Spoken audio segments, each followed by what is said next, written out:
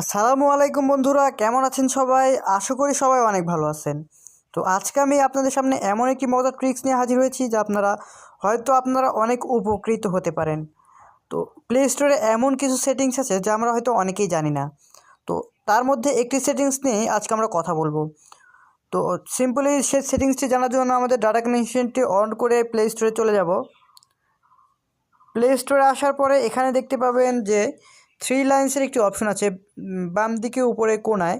তো থ্রি লাইন্সের এই উপরে ক্লিক করব। ক্লিক করার পরে এখানে দেখবেন যে প্লে প্রোটেকশন একটি অপশন আছে।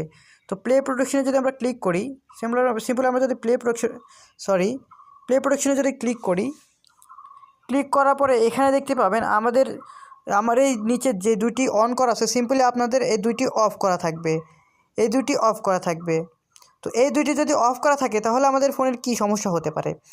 এই দুটি যদি অফ করা থাকে এবং আপনি যদি প্লে স্টোর থেকে কোনো অ্যাপস অথবা যে কোনো কোথাও থেকে আপনি যদি অ্যাপস ডাউনলোড করেন, সেই অ্যাপসের সাথে কিন্তু আপনাদের ডেঞ্জারাস ভাইরাস অথবা আরও অনেক আমাদের ফোনকে স্লো করার জন্য অথবা ফোনকে হ্যাং করার জন্য যত ঝামেলা যত ডেঞ্জারাস জিনিস আছে, তো সেগুলো কিন্তু আমাদের ফোনে চলে আসতে পারে। তো সিম্পলি যদি আমরা এগুলো অন করে রাখি, এগুলো কিন্তু আপনাদের অফ থাকবে। তো সিম্পলি আপনারা এখান থেকে অন করবেন।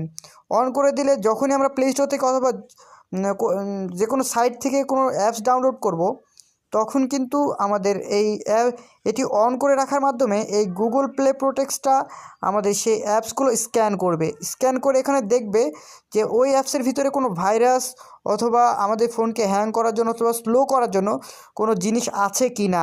তো এর মাধ্যমে কিন্তু আমাদের ফোনটা অনেক মানে ভালোভাবে অনেক থাকবে, সেফ থাকবে। এর এর মধ্যে কিন্তু আমার ফোন অনেক সেফ থাকবে। তাহলে কিন্তু আমাদের ফোন কোনো হ্যাং করতেছে না, কোনো ভাইরাসে আক্রান্ত হচ্ছে না।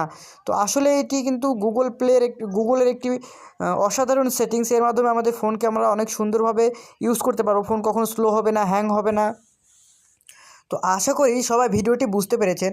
যারা বুঝেননি আমাকে অবশ্যই কমেন্ট করে জানাতে ভুলবেন না। আর ভিডিওটি ভালো লাগলে একটি লাইক করে দিবেন।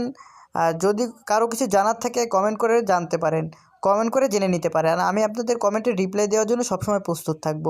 তো ধন্যবাদ, সবাই ভালো থাকবেন, সুস্থ থাকবেন। আল্লাহ হাফেজ।